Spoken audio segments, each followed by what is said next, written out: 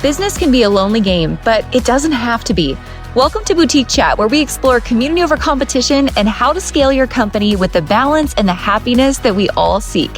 We'll hear from product-based businesses of all types, retailers, e-commerce, and wholesale brands, along with industry experts shaping the future of our industry. I'm your host, Ashley Alderson from the Boutique Hub, and I can't wait to chat.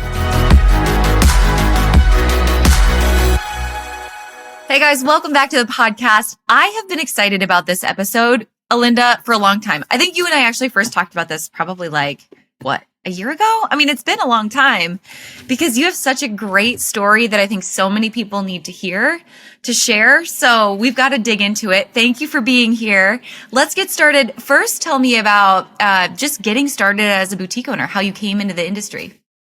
Okay. Well, thanks for having me, Ashley. I actually came into the industry on a total fluke. I actually had a couple other businesses and we had the opportunity to buy a rhinestone t-shirt business. Mm-hmm. Honestly, didn't want anything to do with that business, but after looking at the numbers, Mark's like, well, you're not doing much of anything else. Why don't you try it? And so I did it. I bought it and I was in it about 6 months and I was like, yeah, this isn't for me. I don't want to put rhinestones on t-shirts. And so I just honestly fell into it. So I bought some packs of clothes and started a Facebook group. And next thing I knew, I had 2 storefronts and we were going strong. Within a year, it was kind of crazy.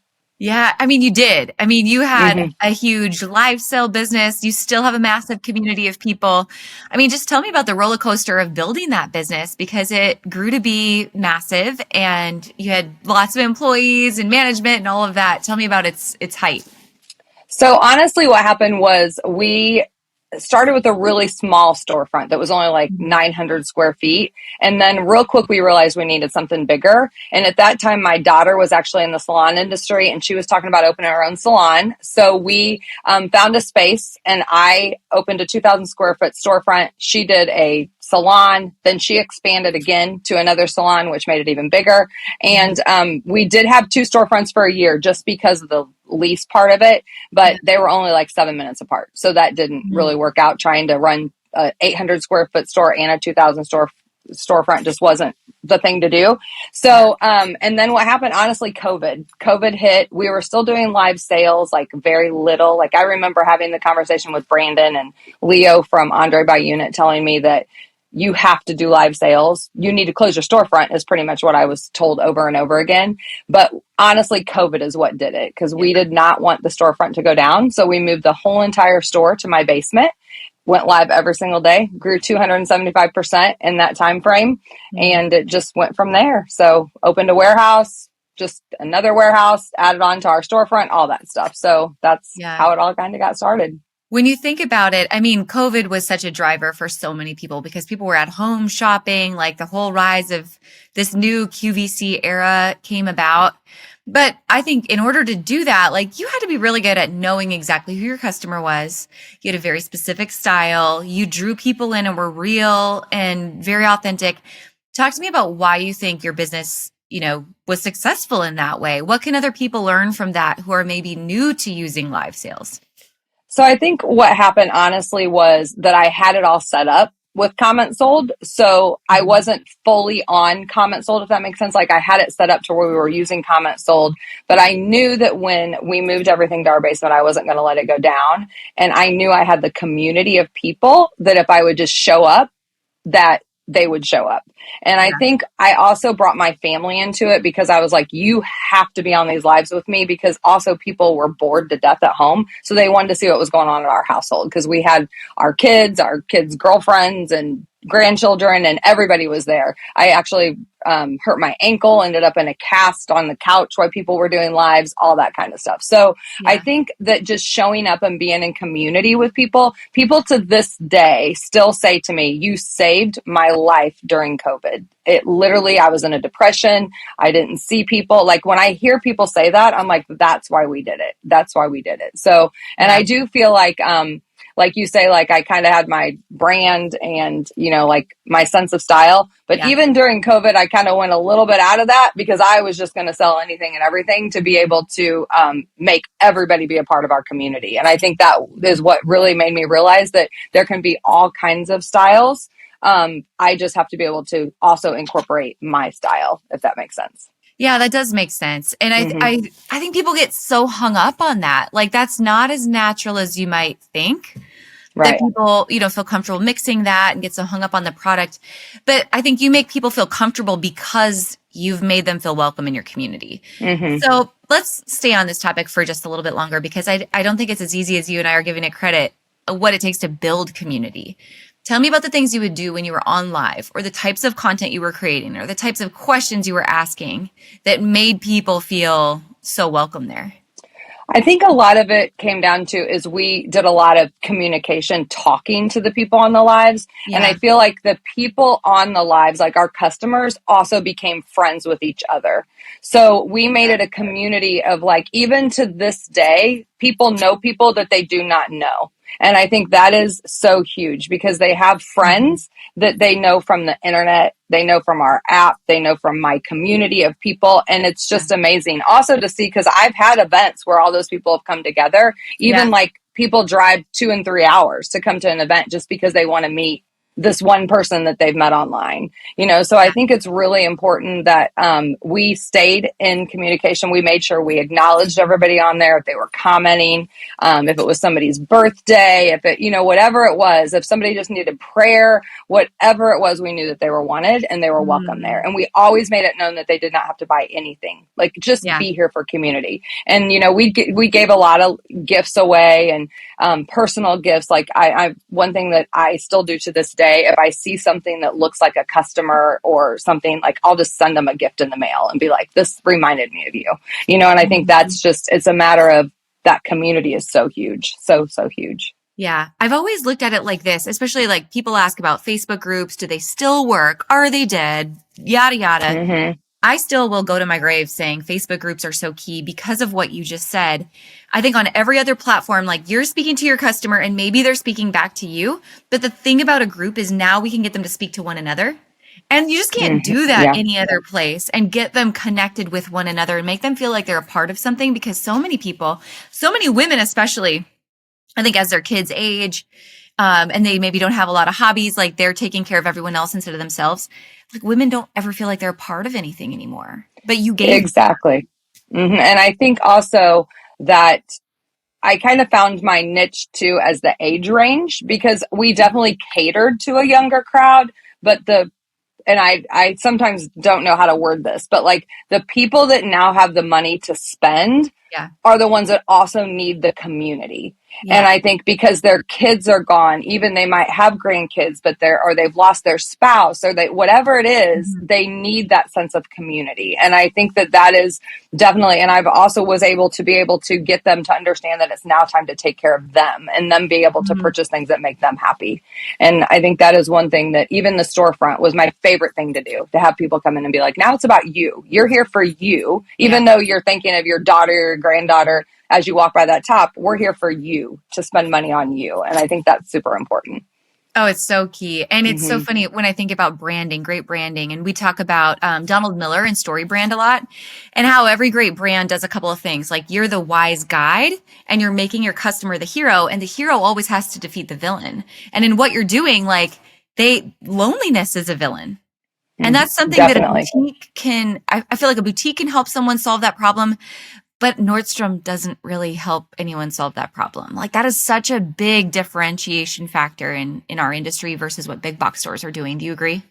Oh, totally. And I feel like that's something that like I would take stuff into the dressing room and be like, try this on. And they'd look at me like a deer in headlights. And then they'd come out and you could just see like a glow. It was like they're like, I would have never put this on. And it's like, I know now it's time to, let's step out of our box a little bit. So Yeah, it's so huge. powerful. So if someone's listening and they're new to the idea of either going live or what it means to build community, um, what advice would you give them? Where do you start? Where do you focus if you're like new to that aspect of business?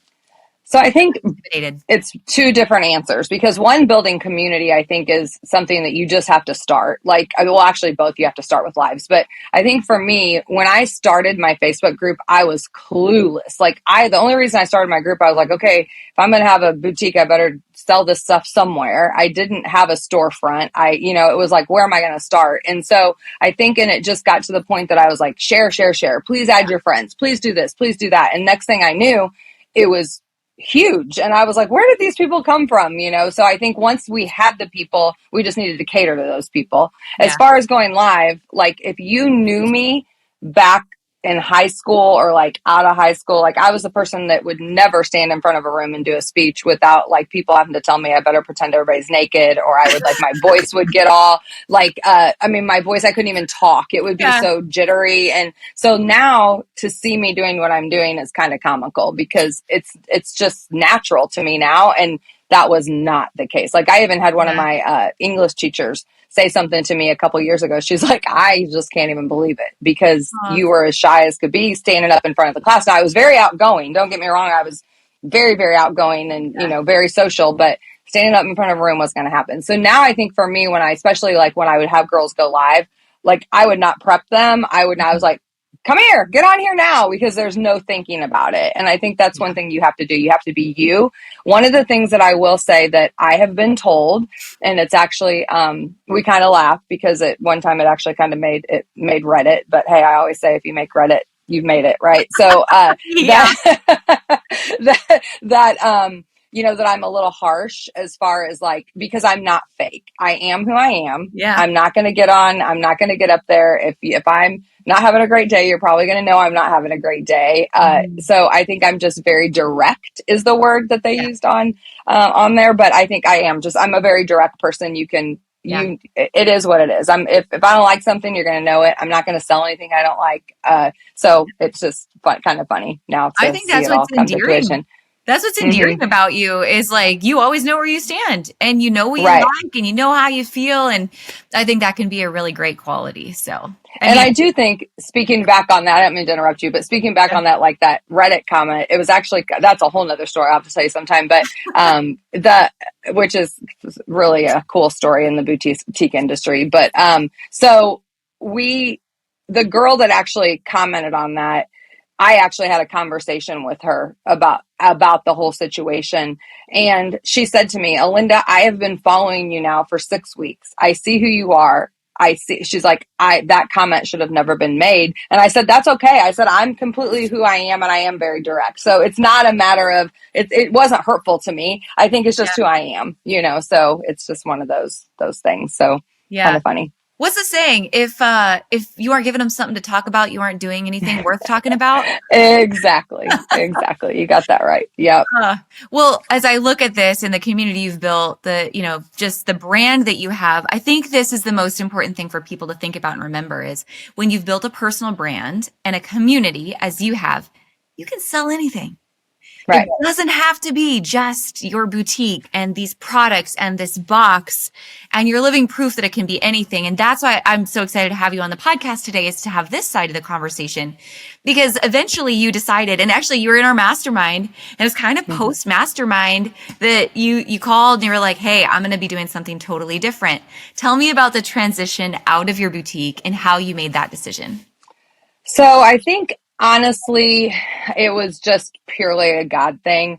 I had been thinking for a long time. Once I had my health at one time I had had a heart attack, and so people were on me. You go too much, do too much. Da da da da da. Yeah. I had a big staff of people. I had a great storefront. I decided to close the storefront just because online was so big, Mm-hmm. and thought that that's where my focus needed to be. And once I closed my storefront, I lost my spark for what I was doing in the industry. And not because I still had the same community. So I mean, we were still doing the same amount of numbers, all of that. It was just it was just not the same. So when I had the opportunity presented to me to close my store and do like a merge, I went with it. And so I just really felt like it was the right thing to do. Financially, I thought it was the right thing to do. For my sanity, I felt like it was the right thing to do. I was going to get to do what I love from like when I took what I love about the business and what I hate about the business, I was going to get to be able to do what I loved about the business. Yeah. And so I think that decision was very, very hard, but I made it very quickly, which made me think that it was the right thing to do. So once I did that, and speaking about community is did a huge Valentine's Day party, and they had to pay to come to the event. So it was one of those things that we were like, okay, we're going to do a big event. And we announced that I was closing. We had over 200 people attend this event. It was absolutely insane. And I think that night I was like, you know what? I'm doing the right thing because I have all these people showing up who are going to still follow me. And even to the point that they were like, we're here, we're going to do whatever we'll follow you wherever you go. So Awesome. I think that decision between my husband and I saying this might be the right thing to do, don't get me wrong. In the end, there was a lot of, I lost my identity, if that makes sense, because I was now not a boutique owner. I was now I don't even know how I want to say it. I wasn't an employee, but I just wasn't the owner, if that makes sense. Yeah, So, it does. So I think that, and we can kind of talk a little bit about that, but that's kind of think where when I finally made the decision, I was at peace with it. But don't get me wrong, to this day, I still wonder, oh my gosh, did I do the right thing? But I'm in a great place. Yeah. If that makes Before we get to like where you're at now and how that came about, I just got to pause on that because I guarantee you 100% of people who are listening have thought about that, worried about that, or will face that at some point. Because I think so often, and I talk about this a lot, like the idea of being a CEO versus an entrepreneur. And when we get kind of stuck in the crux of being an entrepreneur, we make the business our sole identity. And we forget like there's life outside of that. And I can be a multifaceted human. I'm a wife. I'm a mom. I've got this hobby. I do these other things. Maybe I have other revenue streams. So what advice would you give to somebody who's feeling like, oh no, who am I now if I'm not a boutique owner? Right. I think for me, the number one advice I would give to anybody, if you're going to choose to not be a boutique owner or any business, if you choose to close any business, is to make sure you're not putting all your eggs in one basket. And I think that is so huge because when I made that decision to close, I did choose to put all my eggs in one basket. And really quickly, I had to pivot, and I had to pivot hard, and I had to pull myself out of a rut that I never thought I would be in. And so I would say that would be my number one advice is figure out who you are, who you want to be, and how many ways are you going to be able to monetize to be that person. And that's exactly what I'm doing now. And I think that is my number one advice I say to anybody that I talk to. Do not ever put your eggs all in one basket. And I think that has been where I'm very, very lucky right now that I'm able to monetize a lot of different things instead of just one egg, if that makes sense. Yeah. And to get kind of technical and nitty gritty on that, as I see that playing out, to me, that also means like my social media accounts aren't just eye candy boutique, but they're Alinda. Exactly. So just like the boutique of is a boutique of, but then you could follow Ashley Alderson. These are two separate and independent things, but they can support one another. Do you agree? Yes. And that was one thing that I was very adamant about, that like, these are my pages. These belong to me because I just knew that that's what I'd worked so hard at and that I always needed to have them, which was my saving grace, to be honest. Yeah. All right. So you made the decision to close, made the decision to move on. Where did you go next? So I chose to to merge with another boutique, and that just didn't work out. That's pretty much, that it just didn't work out. And it was low I was really low for a good 2 months, but I was able to pivot really quickly and it was one of those things that I remember a friend of mine saying to me. She said, it's time to put on your big girl panties and get back to work because there is not anything in this world that's going to bring you down, Alinda. And I think that is that one comment that she said to me. I was like, she's so right. I've always been able to figure things out. And so now it's time to figure out where I'm going. And I literally just started, I don't know if you really, do you want me to talk about the closet clean out stuff and how I'm doing all that different things? Okay. So, I actually did a closet clean out where I was like, okay, I need to get rid of my own stuff because I'm a boutique owner. I was a boutique owner and you know how that is. We all have way too much stuff. Yeah. So I did a live sale, a couple of them with just selling my own personal stuff. And then I had a girl who worked with me who was like, can you do one for me? And then another person, you can do one for me. And now it's a full blown business. We do 3 to 4 a week and it's just absolutely crazy. So that's one part of my, basket of eggs that I Yeah. have going on. But I think that it was not an easy road, but I think that it was definitely what I needed, because I Mhm. now know that there's so many other things I can do out there. And that's what I've been doing. And I kind of told myself that I wasn't going to be a live seller for another boutique. But when I had the opportunity, I was like, absolutely the best fit I've ever Yeah. had. And it's amazing. Okay, you've got to know about this. If you have thought about being a member of the Boutique Hub, or if you're already a member of the Boutique Hub, this year we added something that I just can't wait to get into your hands. Okay. So if you're a monthly member of the Hub, awesome. Glad to have you. It's a great experience. But we were like, people who are really serious about their business and growing it into the future, they don't just join the Hub monthly. They join for the whole year, because it takes more than a month to impact and make real lasting change in your business. So this year we have updated our annual offer for those of you who are our members or thinking about becoming a member and joining for the entire year. You want to hear about it? All right. If you're an annual member of the Hub, not only do you get access to everything the Hub has to offer, from all of the education, live training every single week, all of our exclusive discounts, resources, wholesale brands, all the things. But now, as an annual member of the Hub, you also have access to some of our very best-selling masterclasses and handbooks. That's right. I'm throwing all of these crazy things in for free if you are an annual member of the Boutique Hub. This includes our best-selling small business marketing handbook, which is over 100 pages of content calendars, live sale ideas, TikTok ideas, reel ideas, social media ideas for literally every day of the month, engagement questions for literally every month of the year, collections, event ideas to run in your brick and mortar, and so much more. The small business marketing handbook is a must-have for every type of retailer, no matter what you sell, I guarantee it.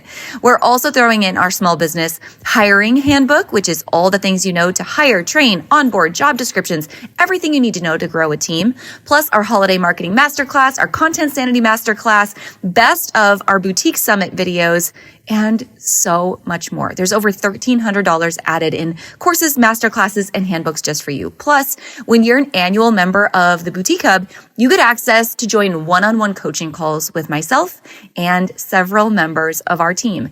We don't give out an opportunity to do one-on-one coaching anywhere other than for our VIP students in Retail Bootcamp or those who are members of Boutique Hub Black. So this is a real opportunity for those of you who are a member of the Hub and you're like, hey, I just need to pick Ashley's brain for an hour. I need to pick Sarah's brain for an hour. What does that look like?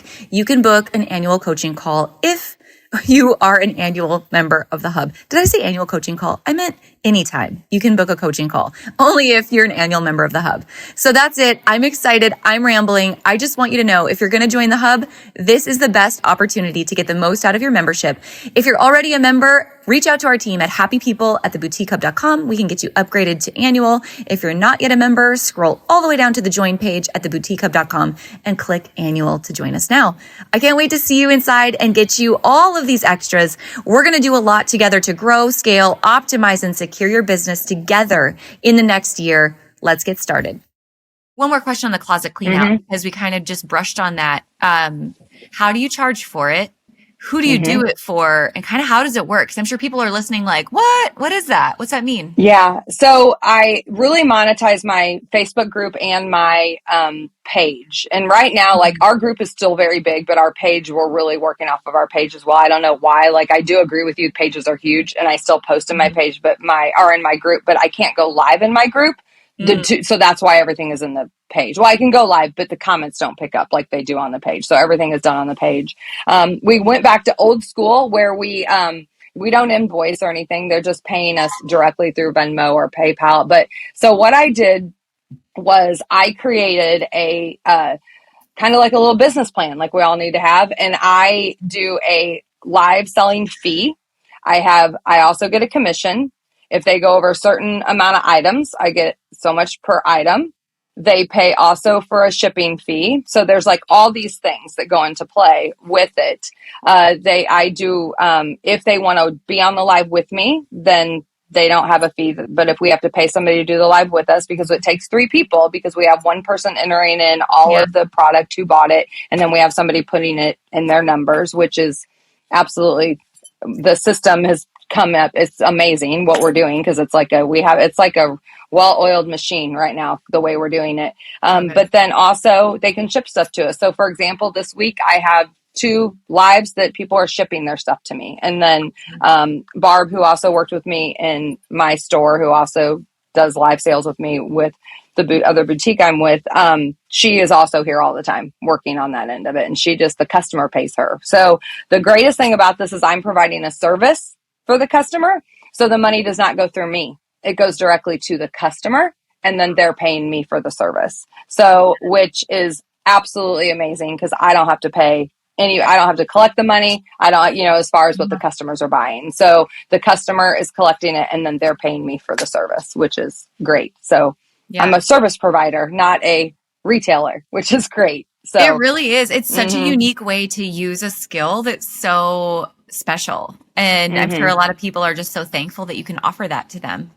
So, yeah, and it's crazy, Ashley. Like our lives, we did one on Sunday and we did one Tuesday night. The one had 178 items. We sold everything but 3 items. Wow. And then the other one the other night, we had 160 items. We sold everything but 1 item. I mean, you can't do a garage sale or do Facebook Marketplace that you're going to sell your stuff like that, So, and I will also say too, it's also a sense of community. We have so many people that hop on those lives just because they want to see their friends. Last night we had a live that, I have a really good friend who is not doing well and has cancer. And so we did her live last night. She couldn't be here. We were going to be doing it at her house. And we ended up doing a big switch and having it at I usually do them at my house, but we were going to do it at her house because of her situation. And in the middle of the day, she's like, I can't do it. And so we went and got all her stuff. We did it here. And, literally during that live, the first 10 minutes, I was like, I cannot continue to do this live without praying for her. Like, this is why we're here. We are a sense of community. We are a community, and they're here. They're showing up for her, and they know her. And it's, and I said, I'm not going to give you it's not my story to tell, but we need to, if you're a praying type, please pray for her because she needs it so bad. And so I think the messages I received this morning were like, I was on that live for a reason. I wasn't on there to buy anything, but I knew that there was a reason I got on that live, and that was to pray for her. And I'm like, that is what this is all about. This is what it's all about. Absolutely it. That's what it's all about. It's not about the products. I just feel like money loves a purpose. And the more you have purpose in everything that you're doing, like, the money will follow and you can make a business out of it, but you can't lead with the money and then find the purpose. It's so opposite. So true. So true. Yeah. Yeah. It's hard because you want to be like, sell. But at the same time, it's like, no, this is not what it's all about. This is not why we're doing this. Yeah, it's absolutely true. So you now have also found another business to live sell for. And you're just like glowing. Every time I talk to you, you're so excited about it. You're glowing about it. This person's a great person. Tell me about that relationship and how you found this person. So Jenna with Generation Boutique, we actually just kind of first found each other on social media. We were actually kind of laughing because in the boutique world, you become friends with people just because they're a boutique owner. And there were times she would slide up on my stories. I would slide up on her stories. And then it just happened to be like one time she loves Disney, and I had found like some little Disney, Betsy Johnson earrings in TJ Maxx or something. I was like, I got to get these for Jenna. Like, just, how you think of things like that. And so we ended up in the mastermind together, your mastermind. And the first day we sat together, and just from there, we just instantly became friends. And I think that, that's the greatest thing about this industry is all the people you get to meet and through social media. And then you see them and it's like, you've known each other for years. And, so Jenna was one I spoke to before I decided to close my storefront. Well, actually, I had already made the decision, and I told her what I was doing. And she's so funny because she was like, I don't know, girl. I think you better think about this. I don't know, girl. And I'm like, it's already done, Jenna. Like, it was kind of funny just like to hear her intake, just take on it. Yeah. And so then when she kind of saw through social media what I was going through, which, I mean, I don't think I was very good about hiding what was going on with just my, it's just hard when you're on social media and people know when you're down, they know when you're up. Just like you said, you can tell now I'm glowing. I've found my spark again, is what a lot of people have said. Yeah. And I lost it for quite a while. But so she just texted me one day and said, hey, you want to chat? And I was like, yeah, let's chat. And next thing I knew, I was working out a plan with her to be able to go live for her, go to markets, do all this. And it's been absolutely amazing. She is a gem, and she respects me. Like, you can tell that she understands that, for one, I'll say this till I'm blue in the face, we're both women, and that makes we're both hustlers. And I think that when you when you have that same personality, you connect. And you know that as well as I do. I think all the boutique owners these days that are women and understand the hustle and the grind and all that, it just, we connected. And so same thing, like she just was like, whatever, let's do this, let's make this work. And it's so amazing, so amazing. Yeah. So how does this setup work? Like if someone's so curious, how could I work for somebody else? Because you're going live to her audience, but also to your audience, correct? Right. Yeah, so I still own all my social media, but I am very, very on tune of like sharing everything that I do on Generation. I also share on my social media. And so like, so for example, I'll be live today at 2. So I have a Facebook post that went out that is not a Generation post. They do their own post, but I Yeah. share everything from Generation, but then I also do my own stuff. So it's like my own, so my people, I'll even go live maybe like sometime, I don't do it every time, but I'll go live on my Facebook group saying, hey guys, I'm going to be live in 20 minutes on the Generation Boutique app, just so my people are coming over. And that is one thing I think that a lot of boutique owners that are thinking about bringing on live sellers, like it's a gold mine when you really think about it, because you're bringing that following with Yeah. you. So it's like paying for all these ads that you never are going to have to pay for because the customers are coming. And I think that is one thing that of course, the customers are going to come and you have to keep them. But I think that is I always say for the boutique owner, like I spoke to a boutique owner the other day who's looking for a experienced live seller. And I told her, I said, you can find the best experienced live seller out there, but if you're not bringing their following with them, it's not really going to benefit you that much because of the fact they already love your live sellers you already have. You have to bring their people along to help build that up. And I think that's one thing when you look at the amount of people that have followed me to Generations, it's crazy, crazy, crazy. So, which is awesome because that's great for Jenna. She now has new customers, but I'm also, my people are on my lives, but her people are also on my lives. If that makes, so You know what's so how it interesting works. about that, Alinda, is your style's so different. Like when I Right. think about your two businesses, like your style is very different. And so to watch Mm-hmm. how well it's gone is such a testament to like the community that you both have, the trust you've both built. But then, like you said earlier, like you're able to style things so many different ways, which I think is such a cool gift. What advice would you give to somebody when they're trying to find the right live seller to come on So board? I will say that's a great thing to say, Ashley, because my friend, actually my friend Jo Beth and I were just talking about this the other night because she said to me in September, she was like, you need to go work for Generation Boutique. And I was like, I don't know. Our style's way off. Like we just had this conversation 2 nights ago. So it's kind of Yeah. funny you bring this up. So I was like, I don't know. Our style's way off. Da, da, da, da. And I said, and then when Jenna and I started talking, I was like, you know what? She does have people that would probably love my style. I have customers that would love her style. It Yeah. would be really good to merge them. And so having that conversation with her was a big decision maker because we are so different, but we're so much the same at the same time.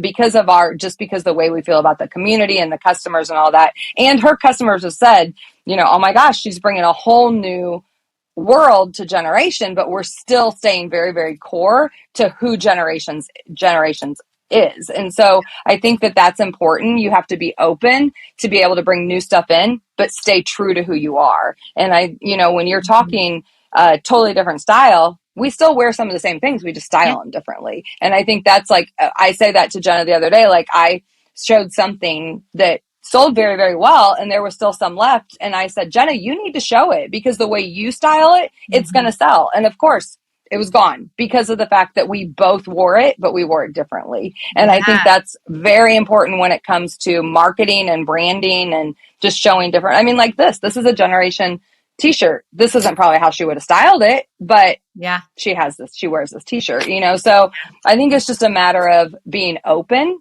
And also it's fun to see the vendors because vendors are like, who are you with? Generation, you guys are night and day. And I'm like, it'll be okay. It'll be okay. And now they see it. Like I actually had our sales rep from Pole say that to me when we were in Vegas. She was like, this is really working. And I'm like, it's working, Yeah. so it's good. You just have to be open. And if you're not, and you also have to be willing to let that person come in. Like Jenna's very, very good at whatever you want, Alinda. If you think it'll work, try it. And if it doesn't work, it's not going to work. But you have to have that person that's willing to say, go for it and not be in their own little lane the way things have always Yeah. been.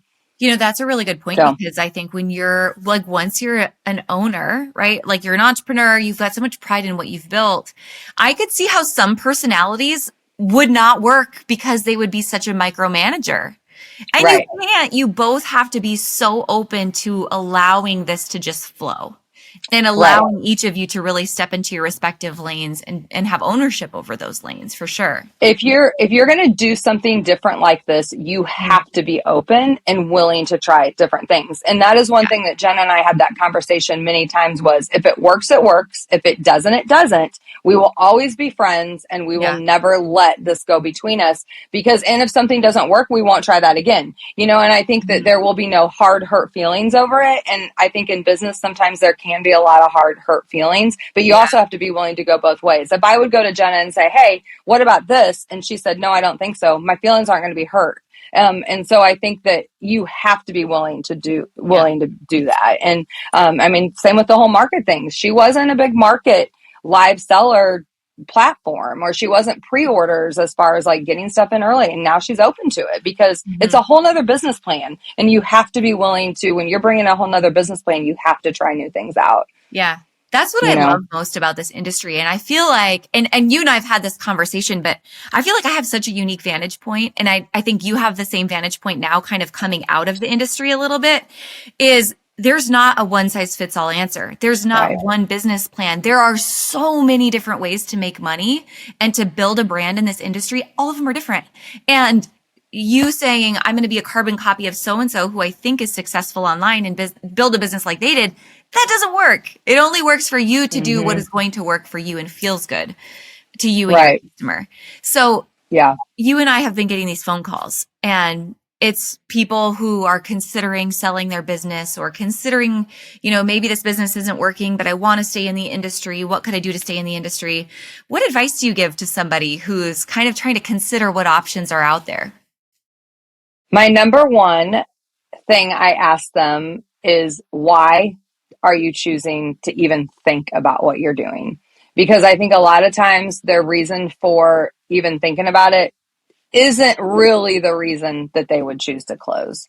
I think right now, so many people financially are strapped and trying, the hamster wheel is just going like this over and over again. It's like the Yeah. same thing over and over again. And I feel like when I talk to those people, what the reason they tell me they're thinking about it by the end of the conversation wasn't the true reason that Yeah. they're thinking about it. And I think for me, that is a very, very important question to ask them, because you've got to get to the bottom core reason you want to close. I jumped because I saw it was going to be easier.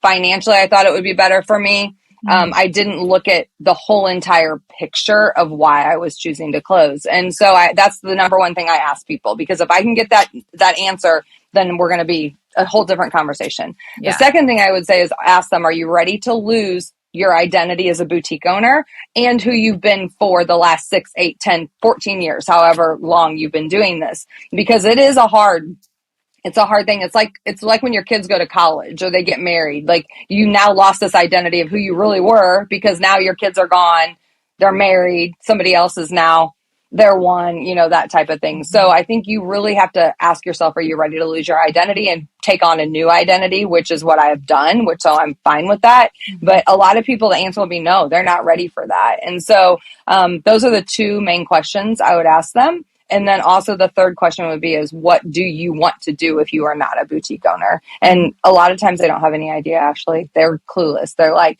I don't know. I would like to do nothing. That is not the case. I can promise you, if you are a boutique owner and you've been a boutique owner, you're not going to be okay not doing anything, because that's all you do: live, breathe, sleep, eat it. If you were doing it the way most boutique owners do it. Yeah. Isn't that? So, yeah. And I think those conversations I've had with people have been like, they really don't know why they want to close. There's no core reason. Yeah. It's just, oh, that looks like fun. I had somebody tell me, well, it looks like you're having fun. Oh, come on. That's not the reason that you want to do this, No, you know? no. And So, I and think, you need a plan in place yeah. Do you think for sure. sometimes people too are chasing, there's got to be an easier way to do this and stay Hmm. involved? And easier Right. doesn't always mean better. Right. And I think there's a lot of people right now that could scale back and lean down and Yeah. probably love what they're doing. I was in a position that I was such a people pleaser when it came to the big staff I had and everything. I didn't want to lean down. I didn't want to get rid of people. I wasn't paying myself at times because I didn't want to get rid of people, and I just didn't want to be that person either. Yeah. So I think you just have to I wasn't a very good CEO when it came to all that. But I also don't think I could have somebody do it for me either, because I'm not a very good person that tells me what to do. Well, nothing wrong with that. Yeah. No, exactly. I hear the same thing. Like I hear so many people having this conversation, and what it usually comes down to is bigger isn't always better. Right. COVID got us in this weird comment sold, who's the number one seller trap of being the biggest, thinking you're going to be the best, and bigger's not better, better's better. And I see, and I've heard you say that a lot. You've said that a lot. Just because you have, $1 million in sales a month doesn't mean that you're making $1 million in sales. It's all the bottom dollar. And I think that that's so many people need to think about that. And I had a conversation with somebody this morning about that, just kind of like, what if you moved it all to your basement, and then you lost this, and this and now look how much you've leaned down, and you could do it on, and she was like, oh, so I think there's a lot to think of before you do make that big decision, but also there is so much life after the boutique that you can continue to go. But I chose to do that. There are people that I know closed and don't want anything to do with it anymore, but I wanted to stay in the industry. I knew it's what I love. I eat, sleep, and breathe it. And so I'm just not a very good person not to do anything. And so I've monetized very, very good from not only from the closet cleanouts to working for Generation. Also, I do TikTok. Also, we have a graphic tee business. So there's definitely stuff that I'm continuing to do that are able to keep me in the field. And I think that because I'm not going to be able to not do anything. Absolutely. I think it's so good. If I could sum it up, I would say the answer is always no unless you ask. So if you're curious, you need to ask the question, do some digging, and figure it out, because there's a great answer out there for you somewhere.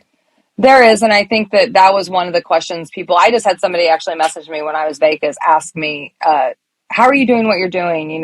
How do you get to go live? And then I had a new boutique owner. How do you get to go live at market? And I'm like, you just have to ask. There's no special trick to any of it. You just have to ask. And I'm sure they're not going to tell you no. So just ask. And so, especially if there's a boutique that you if you're thinking about closing and there's a boutique you'd love to partner with, just ask them. They might not be open at first, but I'm telling you, once they see other things and see how it works, it definitely can be very, very good for them. Yeah. Totally agree.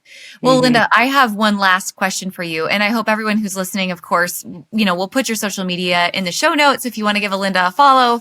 I know you guys are going to run into Alinda at market, probably going live in a booth. So smile and wave at her and stop her. She's always willing to chat. But I have one last question for you. And basically, this is the big question. Just like you said, we're in this business not just to sell products and widgets and whatever. Like, it's such a bigger purpose, as you mentioned. So when you think about this, like years down the road, 10, 15, 20, 30 years down the road, and you look back at the life you lived and the multiple businesses that you created, what's the thing that you want people to remember most about Alinda and how you lived and how you made people feel? I think this is really funny because I've listened to your podcast over and over again and knew you were going to ask me this and forgot you were going to ask me. I hadn't even thought about it. Oh my goodness. So, I think the one thing I would really want people to remember about me is that I never gave up, no matter what life threw at me. If it be, financially, if it is just business wise, if it's health wise, I never stopped and I just kept chucking along. And I honestly feel like that is something that people can say about me now. So I sure as heck hope that's what they're going to say about me when I'm gone. And I want my kids and my grandkids to know that life is hard and it's probably never going to be easy, but you just have to keep going. You have to keep going because nobody's going to do it for you. I can tell you that right now. Nobody, and they shouldn't do it for you. You should do it for yourself. Absolutely. So good. Alinda, this was awesome. This surpassed my expectations. I'm so glad that you came on the show today. I know you're going to be like hitting exactly what a lot of people need to hear. So I really appreciate you and your message and just your openness into sharing your journey. Thanks a ton. Well, I appreciate you asking me. Thanks for listening, guys. I hope you took away all kinds of nuggets and new ideas from this week's episode. Don't forget to subscribe and leave a rating and review. We love to hear your feedback and give you a chance to be featured on the show each and every week. For more information on our spirit of community over competition and to access guest downloads and bonuses and all the resources we talked about on the show, head on over to theboutiquehub.com and join the community. We'll see you next week.